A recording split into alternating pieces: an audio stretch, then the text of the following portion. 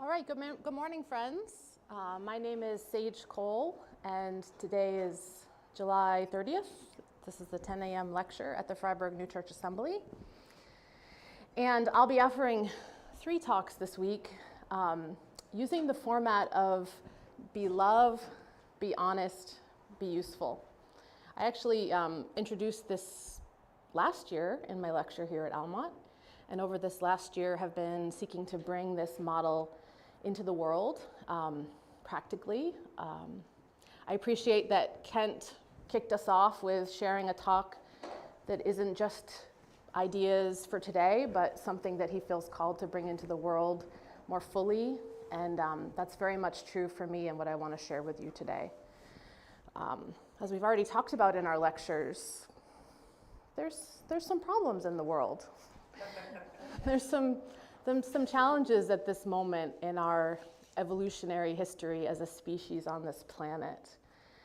And as a church, we have, some problems, some challenges.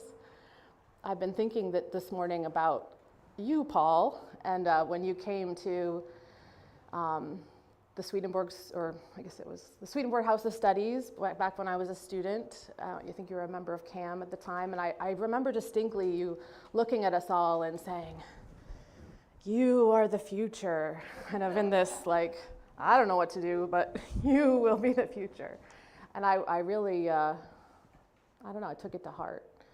And I think at this point in my ministry, it's been about 20 years since I was ordained, I am really interested in the future. I'm really interested in, and kind of a true believer in this call to be the new church and what that invitation might be in meeting this particular moment on this planet as a human being. And so some of you have heard about the ideas that have been sprouting in me, especially motivated by Helen Keller, who was a devotee of the Swedenborgian tradition. And sometimes I think she's in the spiritual world, just kind of encouraging me along every day to have faith in this mission. And while there's been a lot of support throughout our denomination for this idea, it often feels like it's people kind of on the side of the race, handing me water, going, keep going. But not a whole lot of people running along with me. And I faced some significant obstacles. But I continue to believe that these are, as Helen would say, just more proof to keep pressing on, that obstacles are not the end, but doorways and opportunities to go deeper and dig in. Sometimes it feels to me like the pandemic, as much as it brought so much of what Paul shared this morning, more isolation, was also an invitation to go deeper and to consider what's really important. It was an opportunity to slow down for a lot of us who were caught in the race. It was a place where Black Lives Matter got energy, and we all kind of did come together in community to care about more important things. So I continue to have a lot of hope that this is a threshold moment for us as a species and possibly as a church. So I just wanted to put this up here. This is the new website that we put together since I've moved on from the Cambridge Swedenborg Chapel. We're now calling it the Helen Keller Spiritual Life Collaborative because the concept of it being a physical space is, I still believe it's a great vision for an old church building to rehabilitate itself, to welcome all bodies. And so I don't think that vision isn't a possibility in the future. But for now, the idea of where we're moving is that we are going to move into the virtual world. As many problems as the virtual world has, it also has a lot of opportunities. And over this last year, we've been meeting on Thursday nights on Zoom using this model. And I do believe there is a lot of intimacy that can happen on Zoom. I know the Freiburg Church has had a lot of success being in Zoom and bringing other people into community. So anyway, that's the course. And I just want to read here my description of what this initiative is. So the Helen Keller Spiritual Life Collaborative, an effort to cultivate a bit more heaven here on earth. This is an effort to build something new, to make space to explore and live into the deep call of the new church, as outlined in the writings of Emanuel Swedenborg, not with the intention of fortifying yet another distinct religious identity, but living into the deep unity of life that makes possible our incredible diversity. We understand that God, the holy, love, truth, is only discovered within actual people, all actual people and life throughout the universe. And so the path of love must be through our lived relationships, not our allegiance to theoretical ideals that pit us against one another. We aim to seek together to be love, be honest, and be useful. Next slide. So this is another one of our taglines. If you've been following any of what I've been doing, I've published a Substack that's called Worship is Life. And then the be love, be honest, be useful is sort of the motto of what it is to have to make our lives worship, and worship all a part of life. I'm sure we've all read that Swedenborg quote. And this is the intention. So what about the Israelites? All right, we'll jump right to that. That's okay. No, that's good. I was pleased that this week's topic was community, because that really is at the heart of what has motivated pretty much everything that has emerged in my heart over these last few years. I also felt deeply isolated during the pandemic, and I've really honestly felt deeply isolated during my last 9 years in ministry, as the parish I've served has been very, very small, and there hasn't been a lot of space for connection and community. And one of the things I've become conscious of that I sort of named in the discussion before is, while historically there were more functioning communities, and we have great stories of that, and we're in this time of dearth, of a loss of connection, I do really hope we are in this threshold of moving towards that state of connection with higher levels of diversity. When I think about my time in the church, I think about being here actually at Freiburg as a young teen, and I felt so welcome here, so deeply loved, deeply held. I felt like I could be my fullest self, and that really nurtured my spirituality. That's why I became a Swedenborgian minister, was because of those experiences of being fully and completely welcomed. And I've noticed as I've grown and as I've entered the ministry that welcome has not always been maintained. That we do a really good job of welcoming young teens in their fullness, but then sort of like once you become a minister, then you have to do things a certain way and behave in a certain way. And that many of our churches have a lot of unspoken, unconscious ideals that they wish for their leaders to conform to. And this is something for us as a community, I think, to really reflect on and think about. While it is true that some of our communities are continuing, like the Freiburg New Church Assembly, I just got back from the Almont New Church Assembly, which is doing great, kind of busting at the seams. Many of our parishes are not in that state and are struggling. And there's sort of this question in me where we are such a diverse body. I mean, as a minister, you get to hear what people really believe and think. And we're very diverse. We have a lot of different ideals.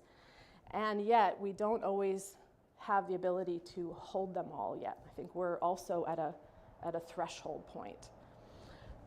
So again, what about the Israelites? So I think it's important to remember that the scripture, as we learn it from Swedenborg, is a developmental story, right?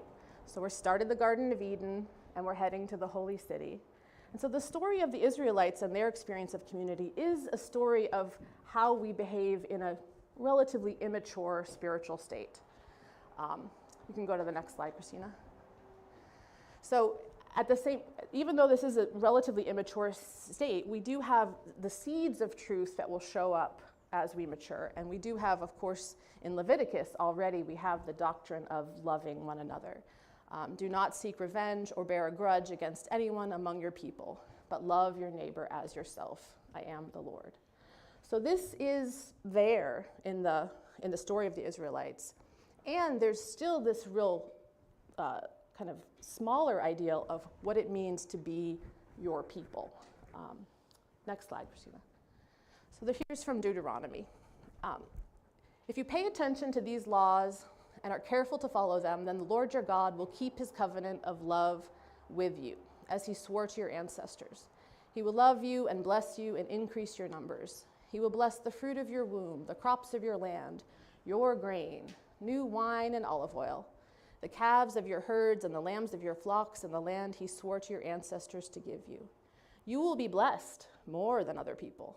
None of your men or women will be childless, nor will any of your livestock be without young. The Lord will keep you free from every disease. He will not inflict on you the horrible diseases you knew in Egypt, but he will inflict them on all who hate you. You must destroy all the peoples the Lord your God gives over to you. Do not look on them with pity, and do not serve their gods, for that will be a snare to you. In the story of the Israelites, there's this great, commandment to love God, and there's a very clear idea of this is your God, this is our Lord, and not the God of our neighbors. And we have stories of genocide and all kinds of things going on. And of course, we see an inner sense to this, and there's an external sense that's really quite problematic. That is very much this idea of communities being set apart from one another, and of God really being in kind of this transactional relationship with us. This almost feels like an advertisement. Like, if you do this, you will get all of these great things, which is an immature way of thinking about faith, and it's an immature way of relating to God. That's still pretty active in our world, and maybe even active in some of us some of the time, where our God's love for us is conditional and based on our fulfillment of these commands. And those commands are extensive, as we know in Deuteronomy and Leviticus. And Swedenborg talks about how the rise of the Israelite church is a movement to externals, to having all of these external ways of managing our relationships and our faith. And that's a part of our journey. And I would say, as a community, and certainly for me, I'm really interested in where we're headed and where we're pointing to. Next slide. And we have seeds of that too, right? The Israelites have their time, then the prophets come in and start to stir things up and say, yeah, we haven't quite gotten it right yet. And we love this quote from Jeremiah about where we're headed. I will put my law within them and write it on their hearts. I will be their God, and they will be my people. No longer will they teach one another or say to each other, know the Lord, for they will all know me, from the least of them to the greatest, says the Lord. So that seed of loving one another is there, and this promise of where we're headed, where our faith becomes, we know God, we don't just believe in what someone else tells us about God, but we have that law within our hearts, and we move away from an external allegiance to an internal one. Next slide. And then we hear that, and then of course Jesus comes along and really challenges us and challenges his disciples and this whole world, this Christian church that we're continuing to be a part of, to understand love in a much deeper way. You've heard that it was said, you shall love your neighbor and hate your enemy, but I say to you, love your enemies and pray for those who persecute you, so that you may be children of your Father in heaven. For he makes his sun rise on the evil and on the good, and sends rain on the righteous and on the unrighteous. So again, the love now it is about everyone. It is about not just loving those who are upright. And now the invitation, we don't hear, Jesus is really moving beyond the idea of God being only for some people and not for others. And Paul brought that up in his lecture today, all the outsiders that become the ones bringing the message. Next slide. This comes from the story of the woman who comes and anoints Jesus' feet. And the disciples are upset that she's been wasteful with all of the perfume. And he says to them, therefore I tell you, her sins, which were many, have been forgiven. Hence she has shown great love. But the one to whom little is forgiven loves little. Jesus really challenges, whereas the faith of the Israelites is one of these are the rules and I follow them and then I am saved and God loves me. Now the rules are getting it's not so much about that. It really is more about the love that we offer. And that love has this way of almost moving us beyond the rules, allowing this power of forgiveness to come in. And so much of Jesus' message is that we need that forgiveness, which I think as we come into our faith in the new church, that makes so much sense because we know that the commandments are not just about external behavior, right? They're about how we're living on the inside. And when we see that, we realize how much we all need so much forgiveness all the time because it is impossible to live into that perfection. And so now we understand that love is even more central to that faith of that life of connection with God and with ourselves, with one another. Next slide. And then, of course, Jesus tells us that a new commandment I give to you, that you love one another, just as I have loved you, and you also are to love one another. So similar to what we read in Leviticus, although in Leviticus it has to do with you are to love one another as you follow the commands of God. And now the love is meant to be as Jesus himself, this physical, natural, divine, natural person, the way that he was loving them is how we are called to love each other. So it's much more embodied now. And how did he love everyone? He forgave them. He ate with them. He welcomed them. So now we have a kind of a deeper understanding of what love even is. Go ahead. And then this just brings us to Revelation, which, as we talked about, we're in this developmental journey, and Revelation is, William Worcester said, it's the charter of the new church. Again, this is pointing us to where we're headed, where we're called, and this is that state of innocence, but now with wisdom, where we're having that experience that Jeremiah talked about of the law being written on our hearts, God being with us. And I heard a loud voice from the throne saying, "See, the home of God is among mortals. He will dwell with them. They will be his peoples, and God himself will be with them."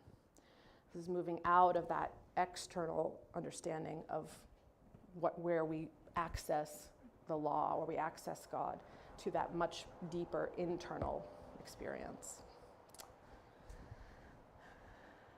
Oh, I guess I did that one twice, so next one. So there's the biblical journey of love, always moving from me. It's about me and my relationship to God, to it being about me and others, growing in our sense of loving not just those who love us, but loving our enemies, growing in our understanding of God as being with us and not a booming voice in the sky or something that can be mediated by some external authority. And this movement is what Swedenborg picked up on and what he then declares in his writings. And while I've shared this with a few people, I'm very confused about what the external form of the new church is meant to be, especially in relationship to being a minister in this denomination. But I have become more conscious of what the internal experiences of the new church can be. And I take great comfort in that. When it's confusing about what to do next. And one of the ways I understand that is that Swedenborg talks about the new heaven forming first, and then the new church forms on earth. And he's very clear in New Jerusalem that new heaven, of who that new heaven includes. So let's read this passage. So after the last judgment was complete, the Lord created or formed a new heaven. This heaven is made up of all the people who from the time of the Lord's coming to the time of the judgment had lived lives of faith and caring, because only they were forms of heaven. This is because the form of heaven that governs all the relationships and communications there is the form of the divine truth, derived from divine goodness, that radiates from the Lord. And we take on this form spiritually by living in harmony with divine truth. This makes it possible for us to know which people make up the new heaven, and therefore also what they are like.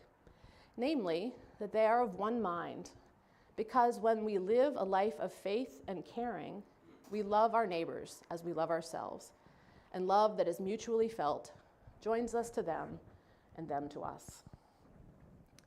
So this new heaven is made up of people who love one another, who live lives of faith and caring.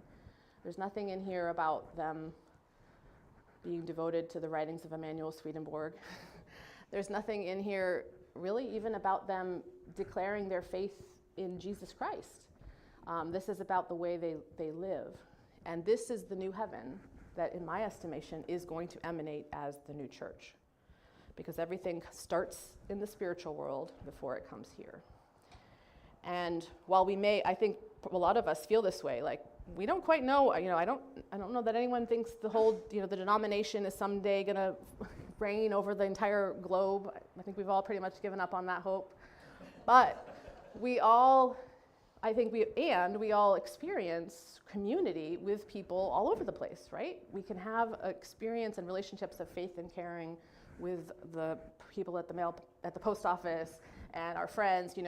Those boundaries between denominations and othering have been breaking down on our planet, and people are starting to build as dark as I know it sometimes feels, there are these communities of people who are forming, and people are crossing over, across traditions, and this experience of faith and caring is present. One of the greatest parts of my job over these last 9 years has been being a part of the Harvard chaplains at Harvard University and befriending all of my peers of the different religious traditions that are represented. And there is a camaraderie and a love there among all of us, and a sense that we're all really trying to do the same thing. We speak in different languages, we have different practices, but we have a common care for this faith and caring, for lives of faith of caring, for this deeper reality that we're all connected to. And it's exciting to feel that. And to feel that doesn't mean we want to give up on any of the unique particulars. We love to have all of the different expressions, and we can honor each other's common humanity. And that, to me, feels very resonant with the call of the new church.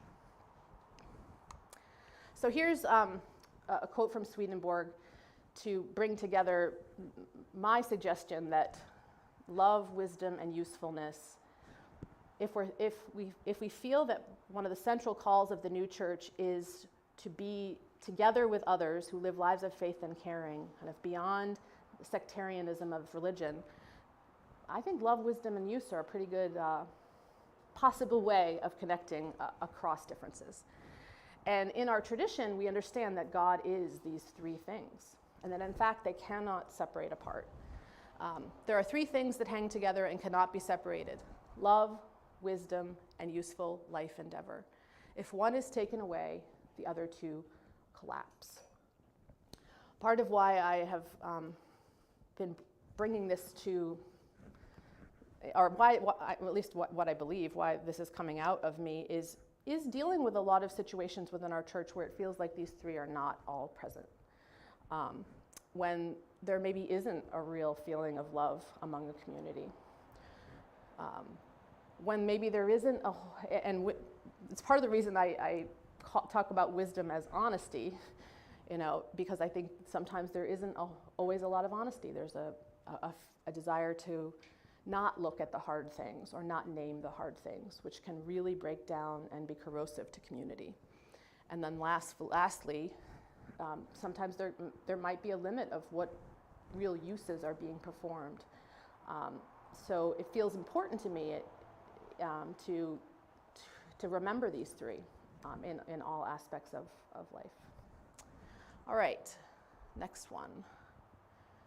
And then, of course, Helen was a proponent of this universal connectivity with all people, and she really drew on her Swedenborgian faith to live the profound life that she lived.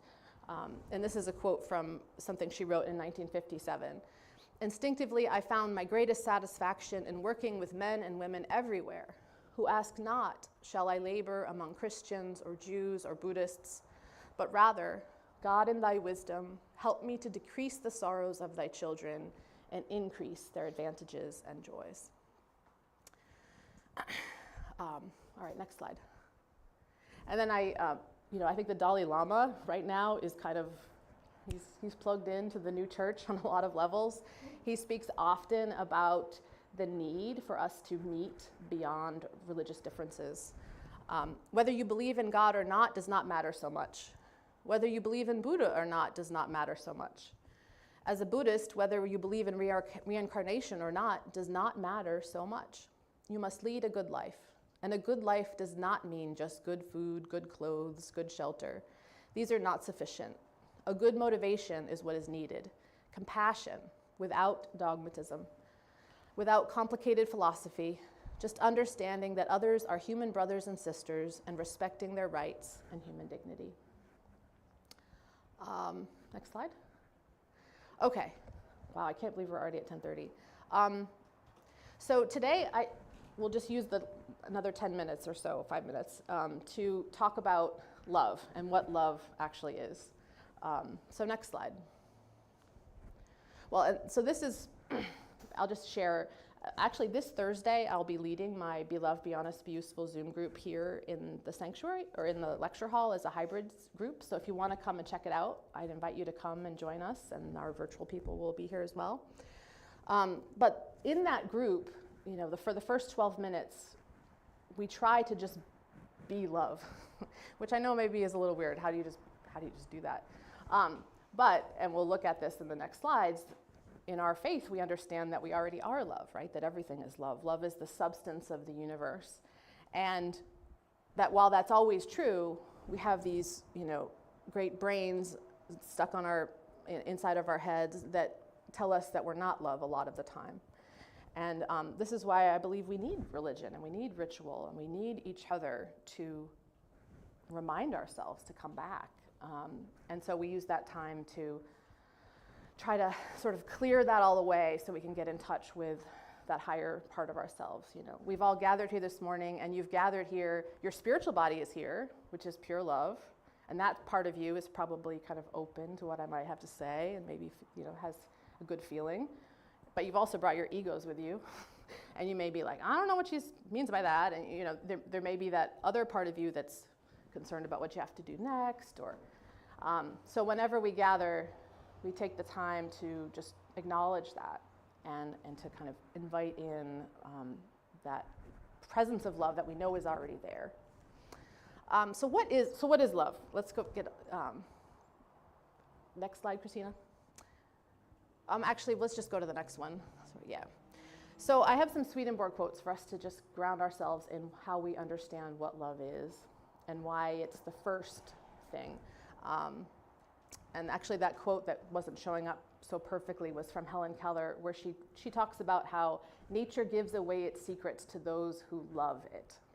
That love is what actually inspires knowledge and truth and understanding.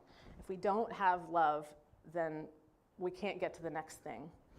And this makes sense because love is the essence that only forms all things, but also bonds and unites them to each other. So love is the substance of our lives, and it's what brings everything to being, and it's what connects us to each other. So it's like this, it's the substance of the universe. Next slide. Love is our very life, and the quality of our love determines the quality of our life, and also the quality of our joy and happiness. We hear a lot in Swedenborgianism about how love is the substance of life, and that we each have a unique love. So the things that I am excited about or that give me joy and desire are going to be different from what they are for other people. And what stirs up my own joy and my own happiness. Next slide. Love consists in desiring to give what is our own to another and feeling his delights as our own. So love is this generosity of spirit, wanting to feel the joy of another in ourselves. Next one. No one can be compelled by outside forces to become a good person, since nothing that is done under compulsion is of lasting effect. What we do freely is what we do because we will it and love it.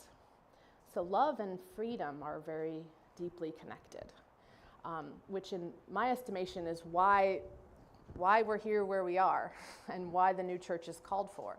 We couldn't go back and be Israelites. I don't know. I wouldn't be interested in that.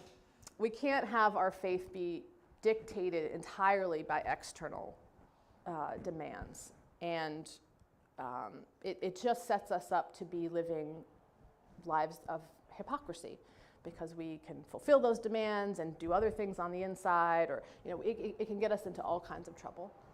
What we're really being called to is to connect with our actual love and to allow that love to flow through us freely. That's what's going to, in my estimation, heal this world and heal each of us. Next one. So acting from love is acting from freedom. Next slide. Oh, next one. All right, so here's another example of the power of love.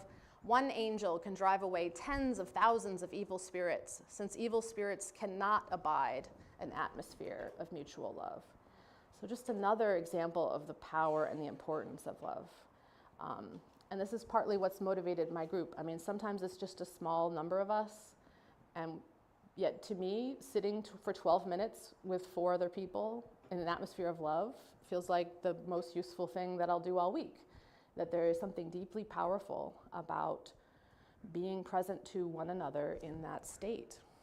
And it has an effect. It has even a felt, I can almost feel it sometimes. It has a felt sense. And I think about being here as an 18-year-old, and I had that felt sense, I am loved and I am so safe here. And something about as we become adults and we know more things, we have more different identities, or we have different opinions, or we have all of these ideas that we create about who's in and who's out, and are they helping enough at church, or are they not doing their part, or so many judgments that just emerge as our brains evolve and we have more ideas about things. There's almost no way to help that evolution.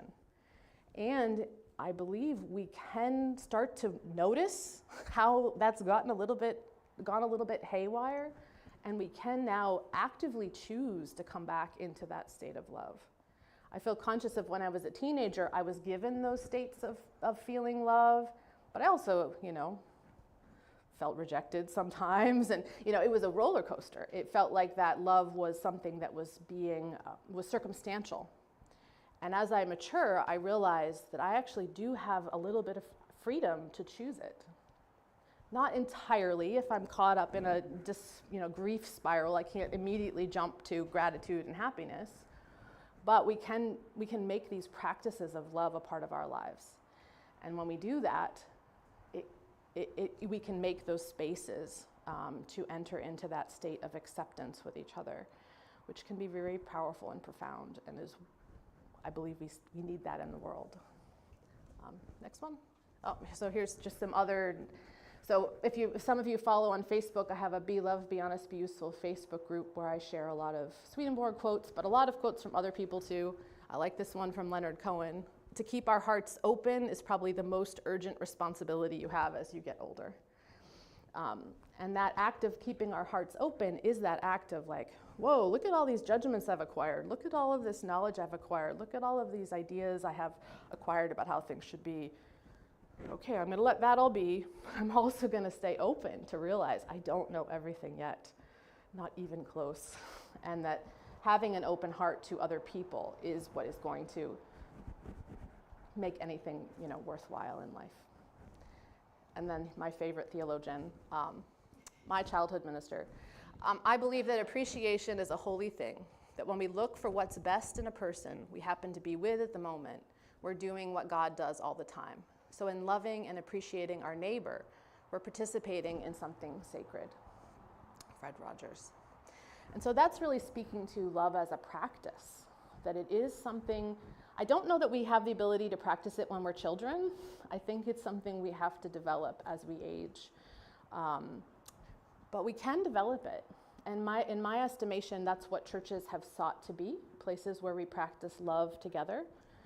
And sometimes those practices have gotten a bit complicated, and we argue over affirmation of faith to use or which hymns to sing.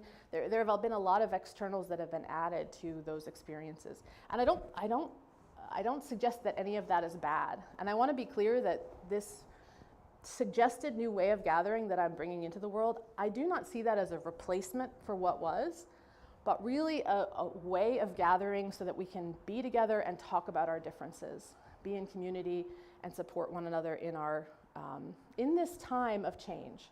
I often feel like maybe the next 30 or 40 years of my ministry, if I'm going to stay a part of this new church, is really to hold space for transition and change, to hold space for us to talk to to be in those states of love together, to practice love together across our differences, and as we'll get to on Thursday, to be honest with each other so that we can kind of gather up the remains, the beauty of our tradition, the way we've been loved over the years. We can see them, honor it, and then hopefully find ways to carry it forward through a new vessel. And my hope is to make space so that we don't have to kind of die with the vessel. We don't have to go down with the vessel thinking, oh, well, if these forms are going away, then this church is dying and it's all gone. I believe each vessel is meant to carry forward the jewel, and that there's many jewels that we can gather up at this time. And I don't even think we've gotten started in terms of being creative about how we can be the new church. That there are so many ways that we can gather in love with other people, that we're each being inspired by insights in terms of how we want to create and what's possible. I've been spending a lot of times actually with your peer Solomon talking about building a new church video game. Who knows? Who knows what's possible next? And I hope for this model to be a space of creativity and connection so that we can start to dream up possibilities instead of just getting so wise about how we're all dying and declining. That's a part of it. But death, as we know, is only the other side of resurrection. Thank you.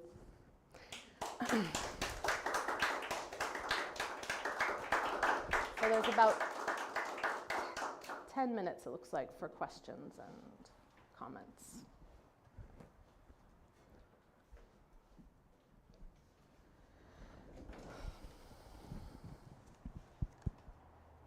Sage, thank you so much for that beautiful lecture. And I just wanted to acknowledge your vision. And I think it's wonderful. And anything valuable and good is hard. Mm-hmm. So hang in there. And the idea of what's the new format for church that's going to feed people, that's going to bring about true community is, the cutting edge question that every church is pondering, and you're right there. Mm-hmm. And you're like the explorers, mm-hmm. not the colonial, I think, just a good explorer. Yeah. Who's trying to find that new land, mm-hmm. where we can find our community. So thank you so much. Thank you. This is Debbie. I was thinking of the connection between first lecture and this lecture. Mm-hmm. And one of the things I wanted to say about community is that when you're not in a community and you're by yourself, it's very easy because you don't have to show your love. Mm-hmm. You don't have to make your choices. You don't have to be useful. And I think that once we gather with other people, mm-hmm. then we're both challenged with mm-hmm. what we think. That might not be the same thing that they think, mm-hmm. but I think love does drive that to appreciate mm-hmm. what everybody's point of view is. Yeah. I would just make a response to that. One of the big challenges I think for myself in this work is when I offer criticisms, there's often this immediate response. Well, we have to defend ourselves, or it's like I offer this invitation and people are like, we have to figure it out immediately, and there's this stress that comes up. I mean, I know I create stress in people, and I think that's why I start with love, because I think when you feel that love, it's like, it's not that you have to be useful. It's not that you have to do anything, it's that you're free to. And that we can be free together to explore. And I think one of my hopes is we could just all be together and like really screwing it up and like failing and be honest about that, you know, so that we can lay it. Because I think that's part of the old paradigm of like, we're gonna be the winners and we're gonna succeed and we're gonna have it all figured out. That's the old paradigm that I hope we can start to let go of, so that we can really like move into the subtleties. Because maybe the new church for you is a very small, subtle action. You know, maybe the creativity doesn't have to be the next great thing that everyone's going to win at, but it could be maybe building some, you know, deeper community with the people in your actual life. So I appreciate that, Debbie, and I think it's a challenge, and it's an opportunity.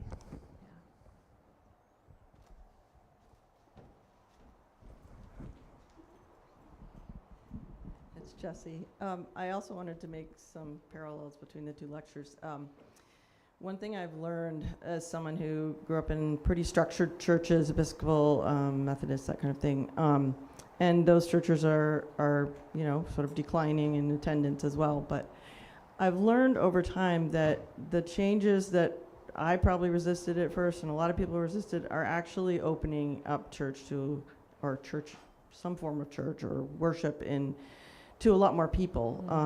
So whether it's welcoming in somebody, you know, who's transgender, who didn't feel comfortable in a church, whether it's someone who is deaf or blind, and the way that we have church with a book in front of us, or someone standing up at a podium talking, all of those things are limiting to people. And so with Zoom and with putting things up on, you know, the wall, or all these different accommodations we're making, and opening it up to the internet where people can connect and say, oh, I never heard of Swedenborg before, and now I can learn about them. I think we're actually doing a lot more good and actually growing in, whether it's not necessarily a church, but we're including a lot more people. So I like that. Thank you. It's behind you. I think Lee in the back.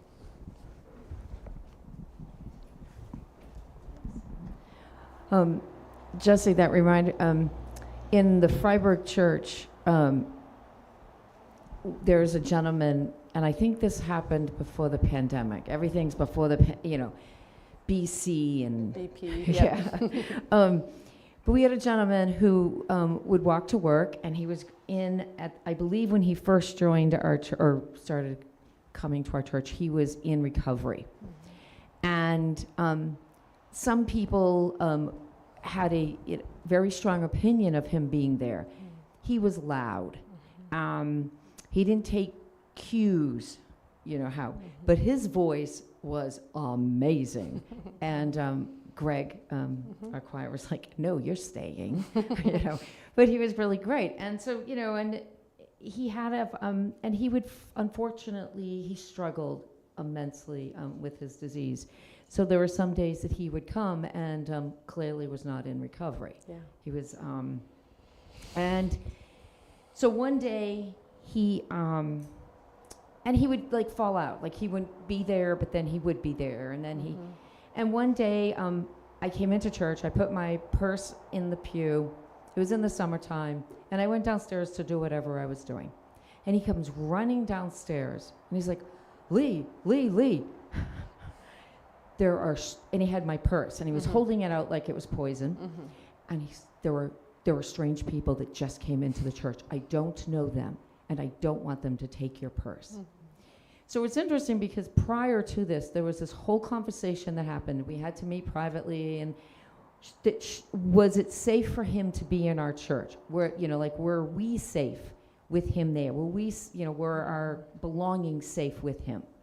And then he came running downstairs with my purse, because there were two strangers that approached, and they were sitting near my purse. And I'm walking upstairs, and I'm like, okay, thank you. It was Trevor and Nancy. Yeah. And so I was like, oh, and I introduced... They are strange. Right. Yeah. And I introduced Andrew to Trevor and Nancy, and it was great. And so then, fast forward, he went in and out again. I don't know if this is working. he went in and out again of recovery. We lost him. He came back. Da da da da. He came back and really not in. I mean, he was gone. I mean, he just. And he was kind of saying goodbye to us in this way.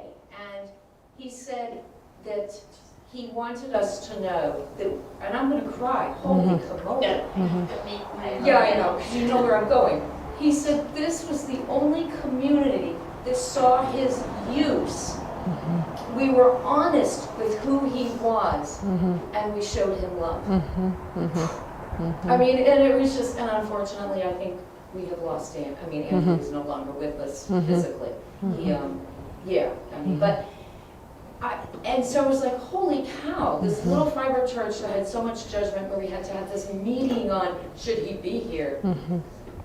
Yes, he needed to be there for us. You know, anyways, I can't talk anymore. That's beautiful. Thank you, Lee. Yeah. Yeah. No one heard you cry. Well, No, I didn't hear. I would just share one other thought about the, I mean, it's so beautiful when physical communities can create that for people. And I think one of my hopes with creating this kind of community on Zoom is that it can offer that same kind of openness. And that in this world where we're all kind of, I loved how you said it, Kent, like we need to relearn, it's a muscle we need to build, you know, how to be in community, and that it's atrophied, you know. I think of Zoom as like a training ground, because you're in your house, you're safe, you can always turn off your computer if something gets too hard, you know. There's a limited threshold. You don't have to go into a scary building that you don't know, you know, you don't have to do small talk. You can just come in and immediately be in the presence of a community that is open to you. And I think there's some real opportunity in that that I'm excited to explore. Well, thank you, everyone. And you'll be hearing more as the week goes on about honesty and usefulness.